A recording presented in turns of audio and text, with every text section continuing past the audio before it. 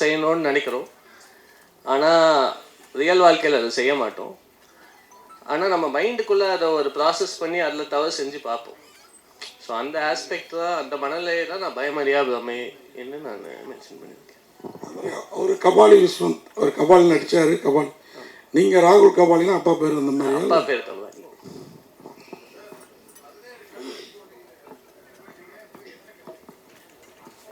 நான் அது ஒரு பெரிய கதை, ஒன்றும் கற்றுக்காதனால தான் படம் எடுக்க வந்திருக்கிறாருன்னு நினைக்கிறேன். அப்படியெல்லாம் ஒன்றும் இல்லை இல்லை அது ஒரு பெரிய கதை. அது நான் ஆக்சுவலாக இந்த ஜேர்னி வந்து மோஸ்ட்டாக நான் ஒரு ஆர்கிடெக்ட்லேருந்து ஒரு ஆர்டிஸ்டாக மாறின ஜேர்னி தான் இந்த 4 வருஷம். நான் ஆர்கிடெக்சர் குவிட் பண்ணிவிட்டு ட்ராவல் பண்ண ஆரம்பித்தேன். போன எல்லா இடத்துலையுமே நான் பண்ணுற பெயிண்டிங்ஸ் இல்லை நான் வரைகிற ஸ்கெச்சஸ் இதுதான் சோறு போட்டுச்சு 4 வருஷத்துக்கு. ஸோ கன்சிஸ்டண்ட்டாக ஒரு ஆர்ட் ஒர்க் மேலே ட்ராவல் பண்ணி இந்த ஒரு கண்ட்ரிஸ்க்கான வீசாஸு, அந்த விஷயங்கள், காசு, இந்த விஷயங்கள் எல்லாத்தையும் ஃபுல்ஃபில் பண்ணிட்டு இருந்தேன். ஸோ ஒரு பாயிண்ட்டுக்கு மேலே இந்த வேர்ல்டுக்கு நான் யார், இந்த ஒரு கொஷின் வந்து ஒரு இன்னொரு கொஷின் இருக்கும் இல்லைங்களா, நாம் யார் இந்த உலகத்துக்கு. என்னை பொறுத்த வரைக்கும் நான் ஒரு ஹானஸ்டான ஆர்டிஸ்ட், அந்த ஒரு விஷயத்த நான் உணர்ந்தேன்.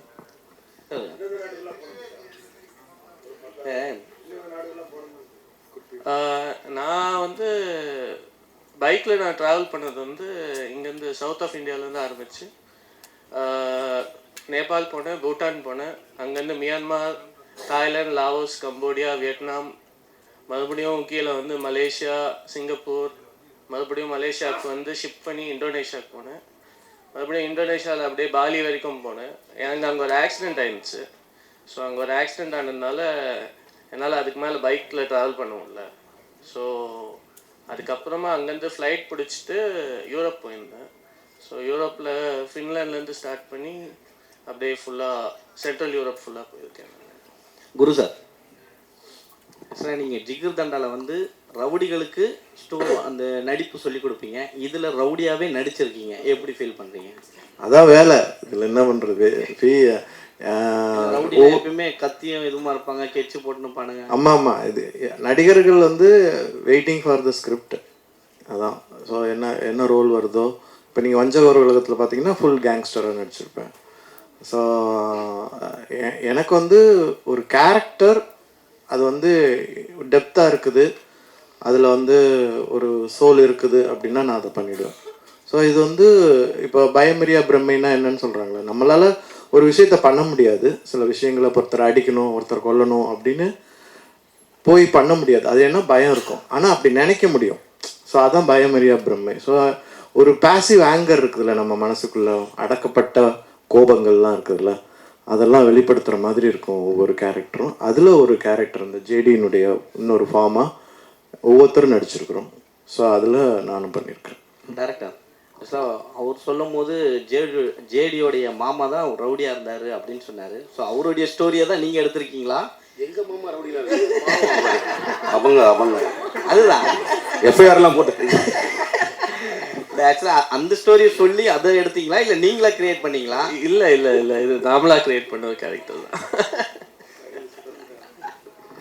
சார் சொல்கிறப்ப, குரு சார் சொல்கிறப்ப, யாரும் நம்ம மனசுக்குள்ளார நம்ம நினைக்கிறது, இப்போ ஒருத்தங்க நமக்கு ரொம்ப விரோதியாக இருக்காங்கன்னா அவங்கள தீர்த்து கட்டணும் அப்படின்னு நினைப்போம். ஆனால் தீர்த்து கட்ட முடியாதுல, சட்டம் அதெல்லாம் இது இருக்குல்ல. அப்படிங்கிறப்போ அப்போ நமக்குள்ளார இருக்கிற கேரக்டருங்க தான் இல்லையா? ஆமாம், நம்மளுக்குள்ளே இருக்கிற அந்த தாட்ஸ் தான்.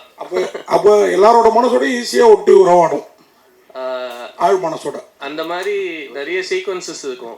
அதாவது 2-3 சீக்வன்ஸாவது ஒருத்தவங்களோட கண்டிப்பாக கனெக்ட் ஆகும். இது இவருடைய கொஸ்டின் தான், ஆனால் நான் கேட்குறேன் தாட்டி. இல்லை, எப்பவுமே கேங்ஸ்டர்ஸு இந்த ரவுடி அப்படின்னாவே ஒரு டான்ஸு, ஒரு மாடல் அந்த மாதிரி உள்ளே இருக்கும், ஐட்டம் சாங் ஏதாவது. உங்களில் என்ன ரொம்ப சைலண்ட்டாகவே இருந்தது? படத்தில் பாட்டே இல்லைங்க. ஏன், என்ன காரணம்? ஏதாவது முக்கியமாக? ஏன்னா இப்போ வர படங்களில் மோஸ்ட்லி பார்த்தா மகாராஜாவில் கூட கிடையாது. இல்லை, தேவைப்படல. நம்ம ஒரு மூடோட ஒரு நரேட்டிவ்குள்ளே போகிறோம். ஸோ கஷ்டமான வேலையே ஆடியன்ஸ் அந்த மூடோட அந்த நரேட்டிவ் ஃபாலோ பண்ண வைக்கிறது தான். ஸோ இந்த ஒரு விஷயத்தில் நான் எப்போவுமே இந்த மாதிரி தான் இருப்பேன்.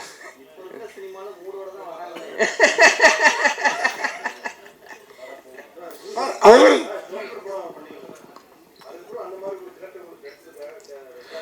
இல்லை ஒரே மாதிரி படம் பண்ண முடியாது ஆக்சுவலாக. எனக்கு வந்து இப்போ அது மாதிரி பண்ணணும்னு விருப்பம் இருக்குது. ஒரே மாதிரி கதைகள் ஜோக்கர் மாதிரி அந்த போராட்ட களம், நான் ஒரு ஆர்டிஸ்ட்டு, நான் வந்து போராளி கிடையாது. ஸோ எனக்கு அதே மாதிரி கதைகள் பண்ணுறதுல இஷ்டம் இல்லை தான். நான் அதனால தான் அந்த மாதிரி கதைகளை சூஸ் பண்ணல. ஆமாம் வந்ததுன்னா நான் அதில் இன்னும் நல்ல ஸ்கிரிப்ட் வேல்யூ நல்லா இருந்ததுன்னா பண்ணியிருப்பேன். பட் அதே பேட்டர்னில் இருக்கும்போது நான் அது பண்ண விரும்பல. அது காரணம் என்னென்னா, நான் ஒரு 10 ஆண்டுகள் வந்து ஒரு நாடகத்துறையில் இருந்திருக்கேன், கூத்துப்பற்றையில் நிறைய விஷயங்கள் கற்றுட்டு இருக்கும்போது நான் ஏன் ஒரு வடை மட்டுமே போடணும், எனக்கு பூரி பொங்கல் பிரியாணி எல்லாம் பண்ண தெரியும். ஸோ அதையும் சேர்த்து பண்ணலாமேன்னு வெயிட் பண்ணுறேன். தேங்க்யூ.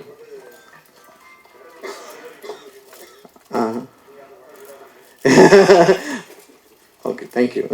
டேரக்டர் சார், அதே மாதிரி இந்த ஜாக்கு அவரை விட அவரோட கார் இந்த பிங்க் கலர் ஒரு ஃபியேட்டில் சுற்றிட்டு இருப்பார்.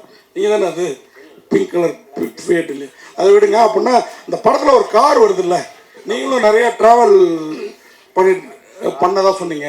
அந்த கார் என்ன காரு, எது அதுவும் ஒரு கேரக்டரா படத்தில்? அந்த கார் ஆக்சுவலாக ஒரு கேரக்டர்னே சொல்லலாம் படத்தில்.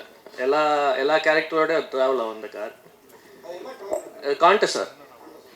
இல்லை, வினோத்ஜி வந்து எல்லா படங்கள்லையும் வந்து ஏதாவது ஒரு பயங்கரமான ஒரு ட்விஸ்ட்டில் வந்து கற்பழிக்கிற மாதிரி அப்யூஸ் பண்ணுற மாதிரிலாம் பண்ணுவார் வேற லெவலில். பட் இந்த படத்தில் வந்து வேற மாதிரி டைரியை புரட்டி ஒரு பத்திரிக்கையாளர் மாதிரி உட்கார வச்சிருக்கீங்களா, என்ன காரணம்? அவர் இந்த படத்தில் ஒரு ரைட்டர் தான். அது நீங்கள் தான் சொல்லணும். சார், இது கமர்ஷியல் படமா ஆர்ட் படமா? கமர்ஷியலாக ஆர்ட் கலந்து படம் படமா?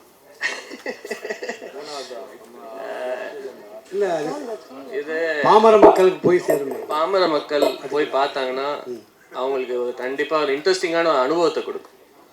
ஸோ நாம் இப்போவே பிரிக்க ஆரம்பிச்சிட்டோன்னா இது பெயிண்டிங் மாரி இருக்குது, அதனால கீழே வரையும் போய் சேருமா? ஏன் பெயிண்டிங்கை பாமர மக்கள் பார்க்க மாட்டாங்கன்னு நினைக்கிறீங்களா நீங்கள்? ரசிகர்கள் இருக்காங்க, அதுக்குன்னு ஒரு ஜானல். இப்பெல்லாம் பாமர மக்கள்லாம் இல்லைங்க. இல்லை, பாமர மக்களுக்கு எல்லா அறிவு, பாமர மக்கள்னா அவங்களுக்கு எதுவுமே தெரியாதுங்கிற உணர்வை நம்ம அதுலேருந்து மாற்றிக்கலாம். சொல்லல, அவங்க ரசிச்சு கமர்ஷியல் தான் பார்ப்பாங்க. அது மாறிட்டு இருக்குது. இல்லை, அது மாறிட்டு இருக்குது. அதுக்கு நாமளும் கொஞ்சம் ஒத்துழைப்பு செய்யணும். இந்த மாதிரி படங்களை வந்து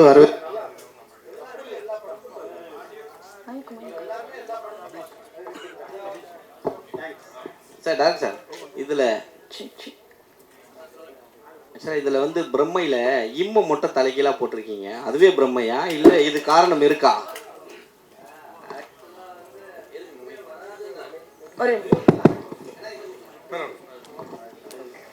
ஆக்சுவலாக அந்த இம்மே வராது. ஸோ அது நான் டிசைன் இந்த மாதிரி தான். அது வந்து டிசைனுக்காகவும் அதில் ஒரு ஆஸ்பெக்ட் இருக்குது, அது நீங்கள் படம் பார்க்கும்போது உங்களுக்கு தெரியும். ஸோ அதுக்காக வச்சேன் நான். தேங்க்யூ. சொல்லுங்கள்.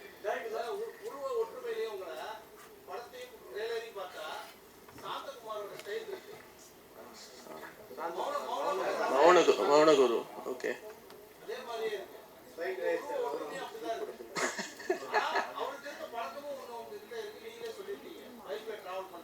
ஆமாம். இல்லை, மீட் பண்ணதில்லை நான்.